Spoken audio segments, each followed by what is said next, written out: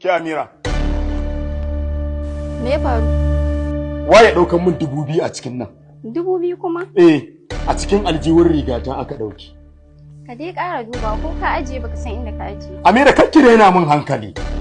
Kar ki ɗauke ni ban san abin da nake ba ki ɗauke ni surkududu. Kar ki ɗauke ni gatari. Kar fa ki ɗauke ni timi, kar ki ɗauke ni gabe, kar ki ɗauke ni badele.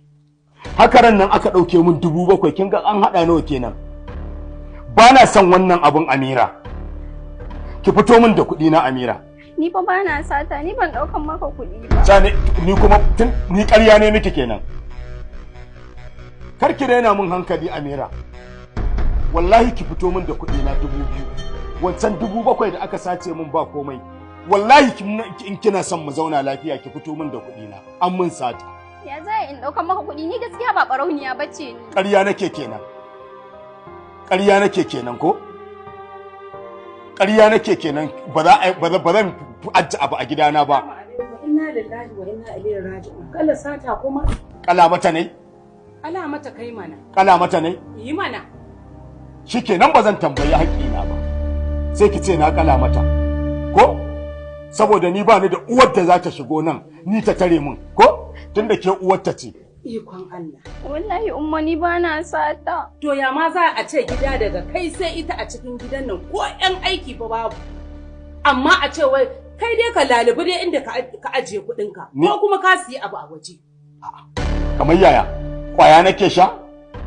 Ko a buge nake da har zan ajiye abu ban gane ina na ajiye shi ba. Irin matsalar kenan da take damun al'ummar mu wallahi. Na rantse da Allah muna fesin din wannan problem din. Kullum ba za ku zauna a gidajen mazajen ku ba kun dinka bibiyar zuwa gidajen ƴaƴayenku. Me ya baki me akai duk shi yake kashe aure. In kun ga abu ya ki yiwa sai a ce a'a ki kashe auren ki ai har yanzu da kuruci yake ba komai Allah zai baki wani. Duk ku ne rigima. Wallahi ba matsala irin ku iyaye mata. Musamman iyaye mata yara. Yanzu ina tsaye kana ta ci ma uwata mutunci. Ni kuma kin ga ai banne da uwar da za ta zo ta tara. Ko? Sani raksa kunyan ɓeran tanka. Yanzu ka tari tsabar idona ina sirkarka. Ka tsaya kana gaya min maganganu. Amayya kina sirkata. Wannan rashin tarbiyya ne wallahi. Wallahi ke ce baki da tarbiyya. Inna lillahi. Ke ce baki da tarbiyya. Au dama haka kake? Haka nake. Haka kake? Haka nake. Kuma dama haka kuke? Da na taimaki irkin ma na rike ta. Nake ba ta ci da sha da sutura.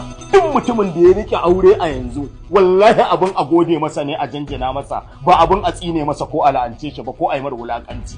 A yadda tsadar rayuwar nan take har a rike muku yar a ba ta ci a ba ta sha a ba ta sutura ki tambayi mijinki ya gwagwarmayar rayuwa take wajen to shi kenan namiji tuwon kaya miyan allura to na ji daɗi lalle baka da kunya ke kuma yar banza ce ki wallahi yar banza ce ni za ka tari tsaba ido na ka gaya min ina surukarka gaskiya baka da kunya wallahi baki da kunya wallahi baka da kunya wallahi baki da kunya Allah ya shirye ka Allah ya shirye ki ke ma wallahi Allah ya shirye ka tar da halinka wallahi ke ma tun aniyar ki ta in da surukai irin ka ne wallahi gara ma a ce dan ma ba a dauka an ba ku in da ire-iren ku ne a ce wai ku zauna ku ne wa surukai rashin kunya an mata to ki wuce mu ka zaina wallahi wait ku saurara faɗi abin da ke bakinka in baka amsa ban hana ta tafi ba amma daga nan wallahi sai dai mu tafi kotu tunda ba ni ne na buɗe baki na ce na sake ta ba ke kika saki ki da kanki to sai ku biya ni kuɗin wani auren sai ne wani